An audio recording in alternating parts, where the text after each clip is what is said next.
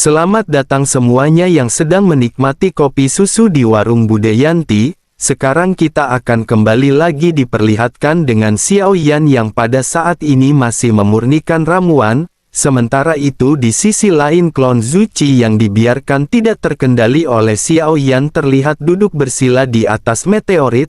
Kemudian ada beberapa meteorit di sampingnya sebelum akhirnya ledakan pada saat ini terjadi. Lalu kelompok meteorit ini langsung runtuh mengakibatkan Zuchi pada saat ini terkejut, dan tiba-tiba Zuchi seketika melesat mengarah ke arah sosok yang baru saja menghancurkan meteorit sebelumnya. Pria ini seketika terkejut menatap ke arah Zuchi yang pada saat ini melesat ke arahnya. Sosoknya segera bertanya siapakah sosok ini. Mata Zuchi menunjukkan cahaya dingin dan tidak ada ekspresi di wajahnya melainkan niat membunuh yang sangat kuat yang terpancar. Zuchi segera berkata bahwa dirinya telah menghancurkan tempat tinggalnya dan dirinya harus membayarnya. Mendengar hal tersebut si pria pada saat ini segera menangkupkan tangannya dan segera berbicara dengan sedikit tersenyum masam. Sosoknya berkata bahwa dirinya benar-benar ingin meminta maaf. Meteorit ini akan menghantam bintang tempat dirinya tinggal, karena tempat dari Tuan pada saat ini telah hancur. Apakah Tuan tidak keberatan untuk bisa datang ke rumahnya dan tinggal sementara waktu dengan nyaman? Zuchi pada saat ini telah melangkah maju melesat sebelum akhirnya mengelurkan telapak tangannya dan mencekek leher pria yang bernama Pang Zizai. Zuchi berkata sebaiknya si pria berhenti berbicara omong kosong dan dirinya ingin tahu apa tujuan si pria. Si pria pada saat ini terlihat ketakutan sebelum akhirnya segera berbicara kembali ke arah Zuchi. Sosoknya berkata bahwa junior memang ingin meminta sesuatu dari senior. Ada penyusup dari dunia luar yang telah menduduki keluarga Pang mereka dan memperbudak keluarga Pang mereka. Oleh karena itu dirinya pada saat ini ingin tahu apakah senior bisa membantu. Zuchi dengan dingin segera berkata bahwa dirinya bisa membantu mereka tetapi si pria harus membayar mahal. Pang Zizai pada saat ini hanya bisa tersenyum masam karena sesungguhnya keluarga Pang benar-benar tidak bisa menawarkan hadiah menarik apapun. Sosoknya pada akhirnya menggertakkan gigi dan berkata bahwa nenek moyang keluarga Pang pernah meninggalkan warisan di tanah leluhur. Penyusup telah memasuki tanah leluhur keluarga Pang mereka. Jika senior bisa menghabisi mereka maka warisan tersebut akan menjadi milik senior. Zuchi sedikit terdiam sebelum akhirnya melepaskan cengkeraman tangannya dari leher Pang Zizai. Zuchi pada saat ini lanjut berkata sebaiknya si pria jangan berbohong. Pang Zizai segera tersenyum pahit dan segera menangkupkan tangannya ke arah Zuchi. Sosoknya lanjut berkata bahwa tentu saja dirinya tidak akan berani berbohong kepada senior. Xiao Yan pada saat ini mungkin mengetahui lokasi Zuchi tetapi Xiao Yan pada saat ini sama sekali tidak membuat pilihan apapun. Mengenai apakah klon Zuchi pada saat ini dapat tumbuh atau mandek, atau mungkin jika nyawa klon Zuchi dalam bahaya Xiao Yan pada saat ini tidak berniat untuk mengambil tindakan. Xiao Yan tahu bahwa hanya dengan mengalami batas hidup dan mati seseorang akan dapat berkembang. Inilah mengapa Xiao Yan tidak segera menarik kembali Zuchi menjadi klonnya dan membiarkan Zuchi berkeliaran dengan bebas. Sementara itu di sisi lain Chimi tampak seperti seekor kuda liar yang terus berlari melesat. Chimi mendatangi sebuah bintang yang ada di dekatnya. Selanjutnya Chimi segera datang di atas kota terbesar dan paling makmur di dalam bintang tersebut. Chimi menggertakkan giginya dan bergumam bahwa dirinya pada saat ini benar-benar tidak ingin berkultivasi. Apa gunanya berkultivasi? Dirinya juga telah menjadi orang yang kuat dan dirinya benar-benar tidak bahagia sama sekali. Sebaiknya dirinya pada saat ini menemukan keluarga kerajaan dan menjadi tetua tamu di tempat tersebut. Chimi pun menatap ke arah istana yang berada di kota ini dengan angkuh. Chimi pada akhirnya lanjut memamerkan kekuatannya dan dalam sekejap mata tidak ada seorang pun yang berani memprovokasi Chimi dan bahkan Kaisar pada saat ini menghormati Chimi. Begitu Chimi berhadapan dengan Kaisar, Chimi berkata agar mereka semua jangan khawatir. mulai sekarang dirinya akan melindungi mereka semua, selama mereka memiliki anggur yang enak dan wanita cantik. Katakan saja kepada Cimi negara atau orang mana yang tidak mereka sukai, maka Cimi akan menghabisi mereka. Cahaya terang tiba-tiba muncul di mata sang kaisar dan sosoknya pada saat ini segera mulai berbicara. Secara alami kaisar juga tidak bodoh. Sosoknya berkata monyong-monyong dirinya memang memiliki musuh yang berada di wilayah Tenggara. Nama kotanya adalah kota keluarga Grafi. Keluarga Si telah mengundang orang kuat dari suatu tempat. Dirinya ingin tahu apakah senior pada saat ini bisa mengambil tindakan. Tidak menjadi permasalahan jika orang tersebut tidak bisa dihabisi. Setidaknya senior memberikan pelajaran kepada sosok tersebut. Jika senior bisa melakukan hal tersebut, maka kaisar akan memberikan persembahan yang layak kepada senior. Begitu mendengar hal ini, Cimi berkata agar mereka menunggu sejenak. Setelah itu tubuh Cimi gemetar dan sosok Cimi tiba-tiba menghilang begitu saja. Barulah setelah Cimi menghilang, para menteri di istana tiba-tiba mulai berbicara. Sementara itu kaisar pada saat ini tampak terlihat tenang hingga pada akhirnya setelah setengah batang dupa atau 15 menit sosok Cimi pada akhirnya kembali muncul lagi di istana. Cimi dengan santai berkata bahwa semuanya telah dibereskan. Dirinya pada saat ini ingin 10 wanita cantik dan anggur yang berkualitas. Begitu kata-kata ini keluar, seluruh istana seketika menjadi gempar. Apa yang bisa dilakukan oleh seseorang dengan waktu setengah batang dupa ini? Namun meskipun begitu kaisar pada saat ini masih melambaikan tangannya dan memerintahkan para pelayan untuk mengikuti kemauan dari Cimi. Dirinya mengerti bahwa orang di hadapannya ini tidaklah sederhana dan permintaan ini juga tidak terlalu berlebihan. Tidak peduli apa yang dikatakan oleh Cimi ini benar atau salah, kaisar pada saat ini tidak ingin memprovokasi Cimi. Terlebih lagi kota ini juga berpenduduk jutaan dan merupakan kota terbesar di planet ini.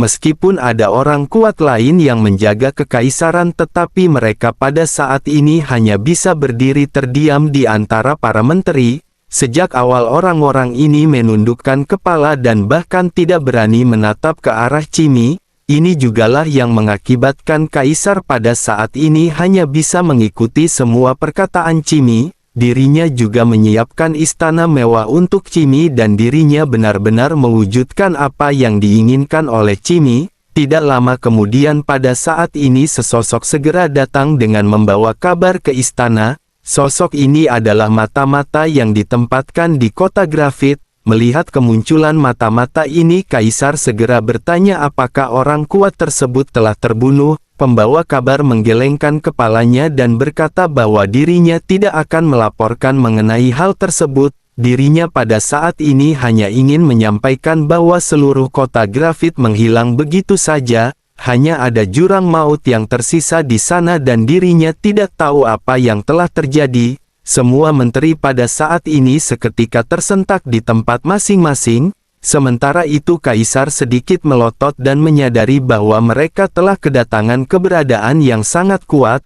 Sosoknya segera kembali melambaikan tangannya dan memerintahkan para pelayan untuk menyiapkan 10 wanita cantik lagi. Mereka juga harus mengirimkan anggur terbaik yang mereka miliki untuk penolong mereka.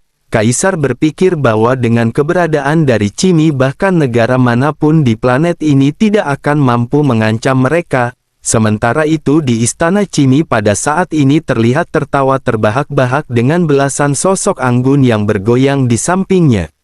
Cimi pada saat ini tampak terlihat bahagia sambil minum-minum santai. Cimi juga tampaknya tidak takut. Xiaoyan mengetahui mengenai hal ini dan Cimi mulai bergumam. Cimi berkata bahwa iblis itu tidak mengerti, inilah kebahagiaan tertinggi dan sesungguhnya di dunia. Sementara itu kembali ke Xiaoyan yang berada di kompas yang pada saat ini sedang berkonsentrasi dalam pemurnian. Xiaoyan tahu semua yang dilakukan oleh Cimi pada saat ini. Namun Xiaoyan tidak peduli dengan apa yang dilakukan oleh Cimi karena alasan melepaskan Cimi bukan hanya untuk membiarkannya berlatih. Xiao Yan ingin melihat apakah Xiao Yan bisa memancing klon Cimi lainnya untuk datang. Saat ini meskipun ada banyak orang kuat di bola cahaya, tidak satu pun di antara mereka yang benar-benar bisa membuat Xiao Yan terkesan. Meskipun Xiao Yan saat ini memiliki banyak klon, hanya ada 3 klon yang benar-benar mampu bertempur untuk Xiao Yan. Hanya ada 3 klon yang memiliki ruang untuk berkembang pesat di masa depan. Klon ini tidak lain dan tidak bukan adalah klon dewa asli, klon Zuchi dan klon pemakan jiwa. Begitu memikirkan hal ini, Xiao Yan pada akhirnya segera menghela nafas lega. Bersamaan dengan hal tersebut, sekali lagi ada pil yang tergantung di kuali obat dan aroma obat meluap. Xiao Yan pada saat ini bergumam bahwa ini adalah pil pemecah racun Tianling yang merupakan pil detoksifikasi tingkat dewa. Mata Xiao Yan segera menunjukkan cahaya terang. Pil ini benar-benar sangat efektif dengan kemampuan yang luar biasa. Pil ini dapat mendetoksifikasi berbagai macam racun dan menunda penyebaran racun tersebut. Xiao Yan juga pada saat ini menyadari bahwa dengan adanya resep ini, maka ini merupakan hal yang baik bagi Xiao Yan. Selanjutnya Xiao Yan menggelengkan kepalanya dan mengingat sosok nomor 4 yang memesan pil tersebut. Xiao Yan bergumam bahwa ramuan yang dimurnikan dan ditujukan untuk nomor 4 adalah penawar racun. Xiao Yan ingin tahu mungkinkah nomor 4 pada saat ini telah diracuni.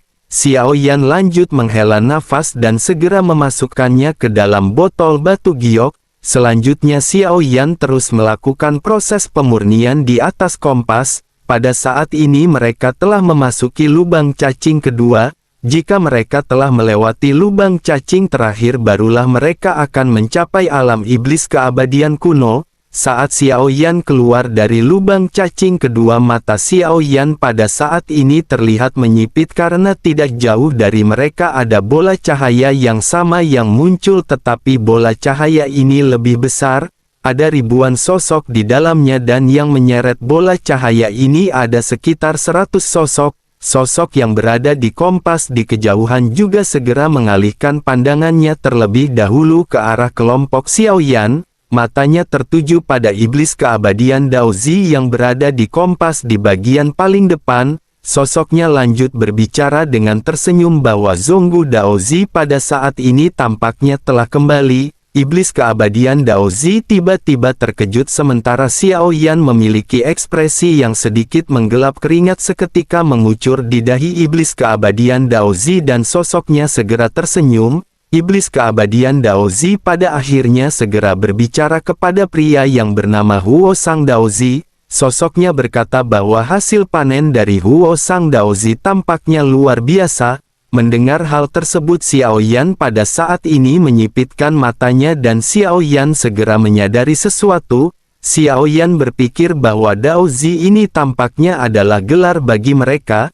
Xiao Yan juga baru tahu bahwa nama asli dari iblis keabadian Daozi sesungguhnya adalah Zonggu. Sementara itu di sisi lain, pria yang bernama Huo Sang menggelengkan kepalanya dengan sedikit menyesal. Sosoknya berkata bahwa dirinya hanya sedang beruntung. Selain itu sepertinya mereka juga adalah kekuatan yang berasal dari dunia yang sama. Sayangnya kekuatan mereka rata-rata berada di tingkat Dosian.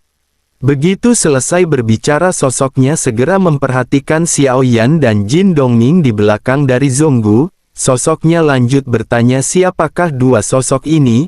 Zonggu seketika dengan sedikit ragu segera berkata bahwa mereka adalah dua teman dekat dari keluarganya.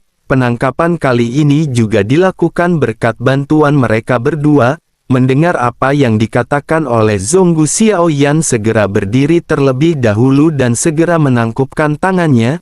Xiao Yan dengan posisi rendah hati berkata bahwa dirinya bernama Yan Xiao dan dirinya sangat senang bertemu dengan Huo Sang Daozi. Jin Dongming yang berada di samping juga memahami hal ini dan segera berdiri di samping Xiao Yan. Sosoknya juga segera menangkupkan tangan dan memperkenalkan namanya. Dengan cara seperti ini Huo Sang pada akhirnya yakin bahwa keduanya adalah teman dari Zonggu.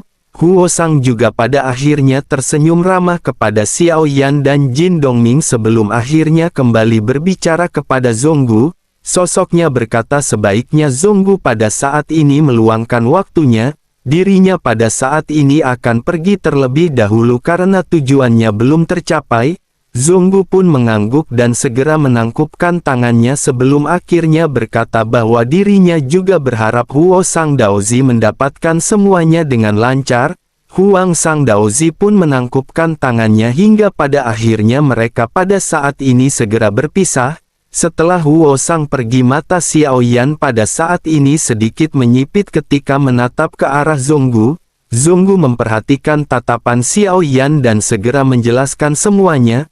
Sosoknya berkata agar senior pada saat ini jangan khawatir, dirinya juga tidak akan pernah membocorkan identitas dari senior. Xiao Yan pun mengangguk sebelum akhirnya Xiao Yan mengalihkan kembali pandangannya dan berkata agar Zonggu meneruskan sandiwaranya. Xiao Yan pada saat ini memutuskan untuk kembali menyempurnakan ramuan karena masih ada waktu yang tersisa di dalam perjalanan. Xiao Yan mencoba memurnikan 3 ramuan yang dipercayakan sekaligus. Xiao Yan bergumam bahwa pil pencair darah 9 pola ini adalah titipan dari nomor 5. Identitasnya relatif jelas dan seharusnya ini berasal dari dunia pegunungan dan lautan.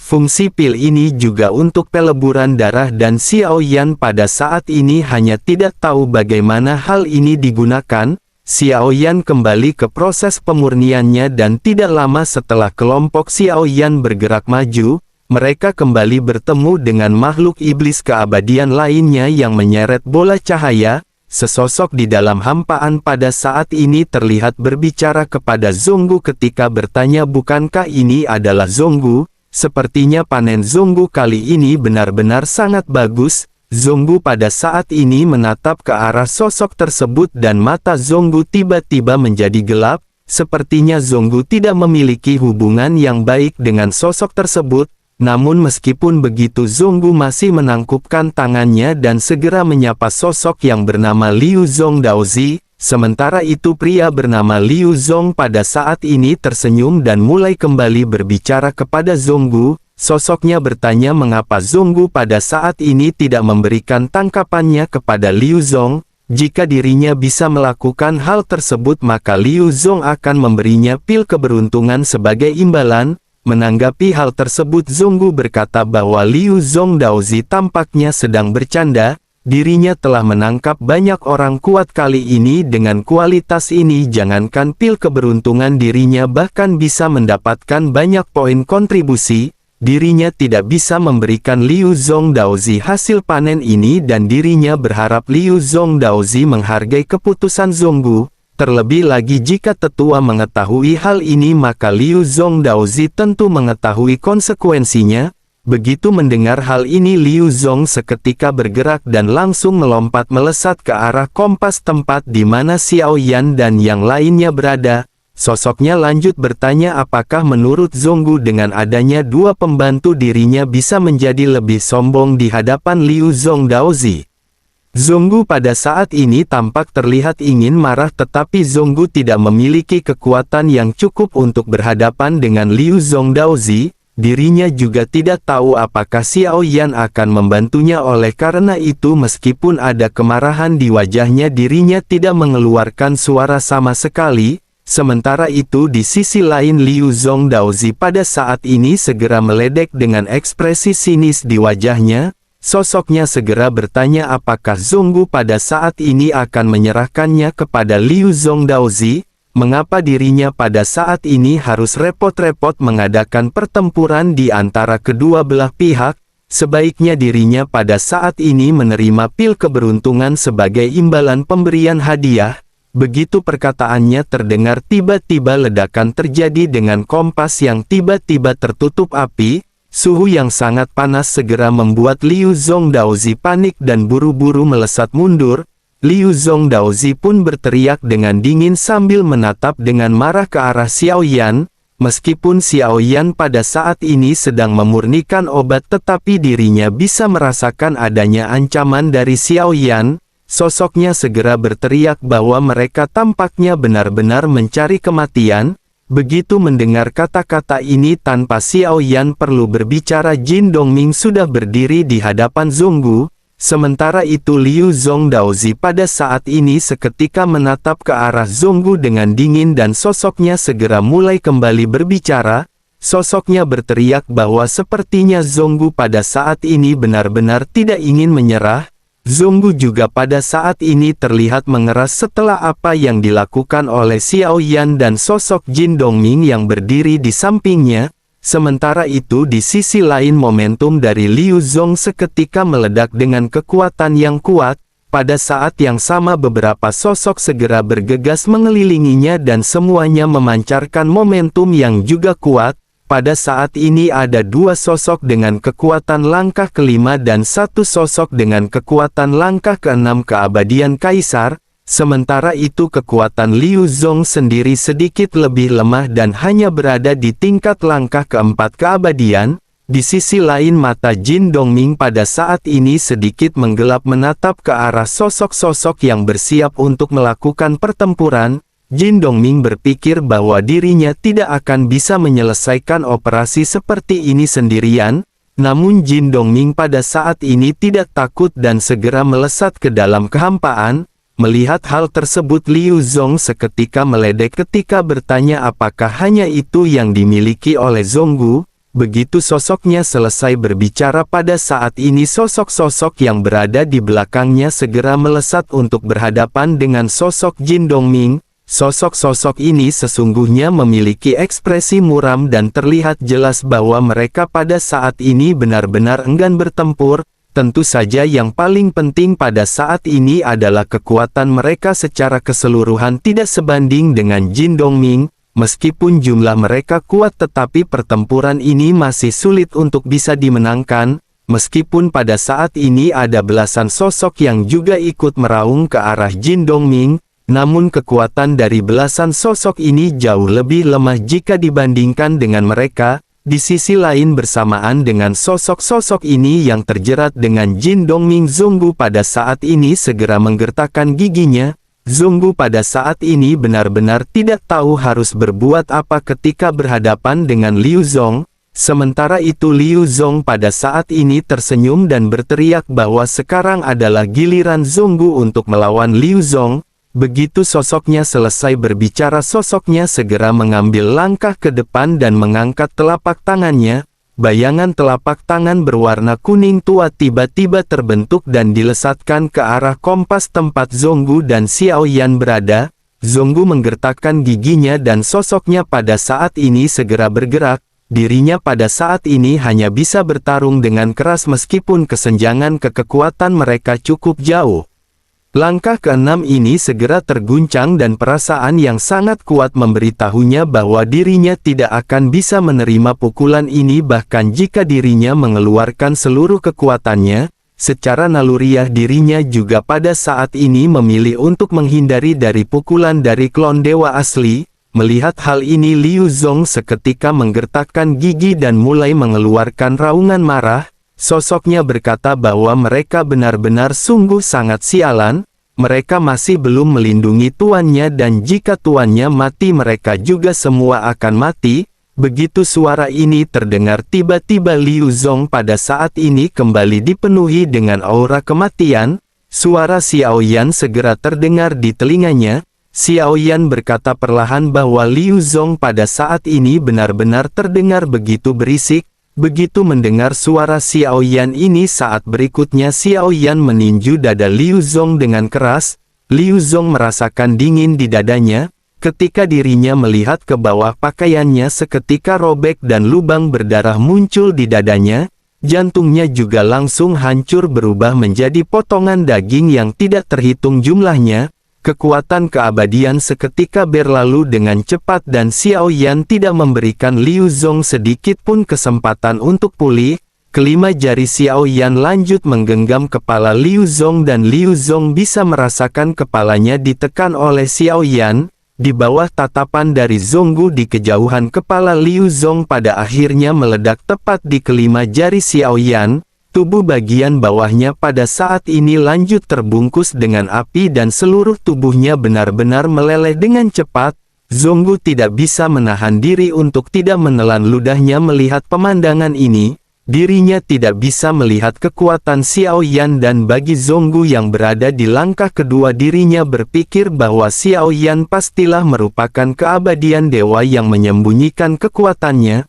Sosoknya pada saat ini hanya bisa menghela nafas karena orang sekuat Liu Zong benar-benar langsung dihancurkan oleh Xiao Yan. Pada saat ini jiwa Liu Zong akhirnya mau tidak mau segera keluar dari tubuhnya yang dileburkan oleh api. Di saat yang sama sesosok pada saat ini muncul dari balik bayangan hitam Xiao Yan dan segera membuka mulutnya. Sosok tersebut segera menelan jiwa Liu Zong tanpa tersisa. Xiao Yan bergumam bahwa sekarang di dunia kuno keabadian dan iblis mereka dapat meningkatkan kekuatan klon pemakan jiwa. Jadi sosok yang baru saja menelan jiwa ini adalah klon pemakan jiwa yang telah lama disembunyikan oleh Xiao Yan. Xiao Yan melupakan keberadaannya karena klon pemakan jiwa membutuhkan jiwa dalam jumlah besar untuk dipelihara. Selama Xiao Yan di dunia sensi tidak peduli apakah Xiao Yan berhadapan dengan musuh atau bukan, Xiao Yan tidak ingin menelan jiwa dari sosok-sosok tersebut. Bagaimanapun juga mereka merupakan makhluk sensi dan mereka memerlukan proses reinkarnasi. Bersama dengan Liu Zong yang pada saat ini telah dimusnahkan, Zonggu tiba-tiba segera berteriak dengan keras. Zonggu segera memerintahkan mereka semua untuk segera mundur. Baik Xiao Yan dan Jin Dongming pada saat ini mengerutkan kening dan Xiao Yan tanpa banyak basa-basi melesat mundur. Klon dewa asli juga ikut mundur, begitu juga dengan Jin Dongming. Begitu mereka sampai di kompas pada saat ini ledakan seketika terjadi di hampaan. Xiao Yan melihat lebih dari belasan sosok yang merupakan budak atau anak buah Liu Zong dengan tanda merah berkedip-kedip di leher mereka. Selanjutnya mereka berteriak dan aura mereka mulai meningkat dengan pesat. Karena kematian Liu Zong maka tanda budak atau tanda pelayan mereka pada saat ini diaktifkan sepenuhnya. Pada akhirnya mereka hanya bisa mengikuti tuannya dan mulai menghancurkan diri sendiri. Ledakan yang keras seketika benar-benar terjadi dan menimbulkan badai kehampaan. Xiao Yan segera melambaikan tangannya untuk melindungi orang-orang yang berada di kompas dari energi yang dipenuhi dengan kekerasan. Xiao Yan lanjut menatap ke arah bola cahaya dan bertanya kepada Zonggu apakah bola cahaya ini bisa bertahan. Zonggu sedikit menghela nafas dan berkata bahwa dirinya juga sesungguhnya tidak tahu, tetapi seharusnya bola cahaya ini bisa bertahan di tengah badai. Butuh waktu yang cukup lama hingga pada akhirnya badai berangsur-angsur menghilang dengan Xiao Yan yang kembali melambaikan tangannya. Xiao Yan pada saat ini menghela nafas dan menatap ke arah bola cahaya yang tampaknya masih bisa bertahan. Selanjutnya Xiao Yan segera memelototi Zonggu dan Xiao Yan segera mengeluarkan jiwanya dari tubuh Zonggu. Xiao Yan menatap ke arah jiwa Zonggu dan berteriak bahwa Zonggu benar-benar sangat berani. Sosok Liu Zong telah mati dan Zonggu dengan jelas bisa mengendalikan segel merah pada leher mereka. Mengapa Zonggu membiarkan mereka pada akhirnya meledakkan diri mereka sendiri? Xiao Yan lanjut mengelurkan tangannya dan meraih jiwa Zonggu dengan telapak tangannya yang tertutup api. Zonggu pada saat ini buru-buru berkata agar senior memaafkannya. Dirinya tidak tahu mengenai hal ini. Tanda bawahan atau tanda budak ini hanya dapat dikendalikan oleh satu orang Daozi. Jika pada saat ini senior tidak percaya maka senior bisa melakukan pencarian jiwa kepada Zonggu. Xiao Yan pada saat ini memandang ke arah Zonggu dan seolah-olah kekuatan spiritual Xiao Yan mengalir deras ke arah Zonggu. Xiao Yan pada saat ini tampak seolah-olah ingin mencari jiwa Zonggu. Zonggu juga terdiam dan tampaknya dirinya pada saat ini benar-benar pasrah. Namun bersamaan dengan Zonggu yang menunggu jiwanya akan dicari oleh Xiao Yan, jiwa Zonggu segera dikembalikan ke tubuhnya dan dirinya kembali mendapatkan kendali atas tubuhnya. Bersamaan dengan hal tersebut pada saat ini sebuah token sederhana muncul di tangan Xiao Yan. Ada kata yang tertulis di atasnya bersama dengan sederet angka. Xiao Yan pun segera bertanya apakah token ini. Setelah Zonggu pulih, sosoknya mendekati Xiao Yan dan menatap ke arah token yang berada di tangan Xiao Yan. Sosoknya berkata bahwa ini adalah Dao Ziling dan angka di atasnya adalah nilai kontribusi. Begitu selesai berbicara, Zonggu segera mengeluarkan token serupa dan meletakkannya di atas tangannya. Pada saat ini terlihat bahwa token di tangan Xiao Yan bernilai kisaran 13.000, sementara itu token yang berada di tangan Zonggu hanya bernilai 1.002. Sepertinya Liu Zong benar-benar telah mencuri banyak hal dengan kekuatan budak yang dirinya miliki yang berada di langkah ke-6 Kaisar. Sementara itu Xiao Yan pada saat ini kembali bertanya kepada Zonggu apakah Xiao Yan bisa mendapat imbalan atas poin kontribusi ini. Zonggu pada saat ini mengangguk sebelum akhirnya menjelaskan bahwa ada banyak hal yang bisa ditukar dengan poin tersebut. Ada senjata seni bela diri, keterampilan bertarung dan lain-lain yang dapat ditukarkan. Selain itu, poin ini juga merupakan sumber utama bagi mereka untuk bisa mendapatkan budak yang kuat. Kebanyakan Daozi memilih untuk menukarkannya dengan budak yang sangat kuat. Jika bisa mendapatkan langkah ke-6 keabadian Kaisar, maka dirinya akan bisa melakukan apapun yang dirinya inginkan. Itu jugalah yang pada akhirnya telah dilakukan oleh Liu Zong pada saat sebelumnya. Xiao Yan sedikit mengangguk dan Xiao Yan lanjut memandang ke arah Zonggu dengan serius sebelum akhirnya Xiao Yan lanjut bertanya. Xiao Yan bertanya ada pertanyaan lain dan Zonggu harus menjawabnya dengan jujur. Apakah token kuno keabadian dan iblis itu benar atau ada? Selain itu apakah gerbang kuno juga ada? Dan Zonggu pada saat ini jangan berbohong.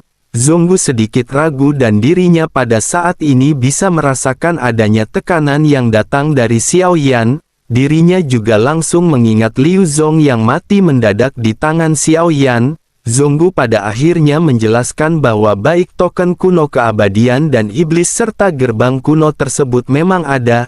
Hanya dengan memiliki token kuno keabadian dan iblis barulah seseorang akan dapat memasuki gerbang kuno.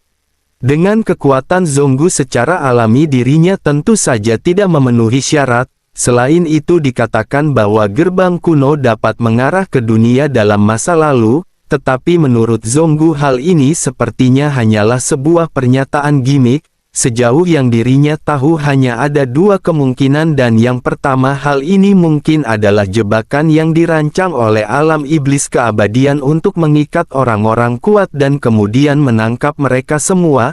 Sementara itu kemungkinan kedua dikabarkan bahwa gerbang kuno itu ditinggalkan oleh sebuah keluarga yang telah menghilang. Karena klan ini jugalah dunia iblis kuno keabadian pernah menjadi salah satu dari 9 dunia superior. Senior juga pasti telah mendengar mengenai keluarga ini yang bernama Cimi. Xiao Yan seketika tersentak mendengar apa yang dikatakan oleh Zonggu. Xiao Yan tanpa sadar menggumamkan nama Cimi dan Xiao Yan benar-benar menunjukkan ekspresi keterkejutan. Xiao Yan hanya mengetahui keberadaan dari klan Cimi, oleh karena itu Xiao Yan memanggilnya dengan panggilan Cimi. Xiao Yan benar-benar tidak mengetahui nama asli dari Cimi. Xiao Yan juga tidak pernah bertanya dari manakah asal klan Cimi. Xiao Yan tidak menyangka bahwa klan Cimi sebenarnya berasal dari dunia kuno iblis keabadian. Jika Xiao Yan tahu klan Cimi berasal dari alam iblis kuno keabadian, maka Xiao Yan tidak akan mengizinkan Cimi pergi. Jika Cimi benar-benar menemukan orang kuat seperti apa yang diharapkan oleh Xiao Yan, mungkin saja Xiao Yan benar-benar akan kesulitan untuk berhadapan dengan mereka. Xiao Yan pun menghela nafas dan Xiao Yan mensampingkan permasalahan Cimi sebelum akhirnya Xiao Yan kembali bertanya kepada Zonggu. Xiao Yan bertanya jika begitu permasalahannya, tahukah Zonggu cara mendapatkan token iblis keabadian kuno? Zonggu mengangguk dan berkata bahwa untuk mendapatkannya cukup sederhana. Senior telah mendapatkan token Daozi milik Liu Zong yang memiliki 13.000 poin kontribusi. Token iblis keabadian kuno ini dapat ditukar dengan harga 10.000 poin kontribusi. Xiao Yan sedikit mengangkat alisnya dan Xiao Yan tidak pernah menyangka bahwa akan begitu mudah baginya untuk mendapatkan token tersebut. Hal ini juga pada akhirnya membuat Xiao Yan semakin tidak yakin apakah token ini adalah objek yang ditugaskan di alam dewa kekacauan sebelumnya atau justru berbeda dengan yang diinginkannya.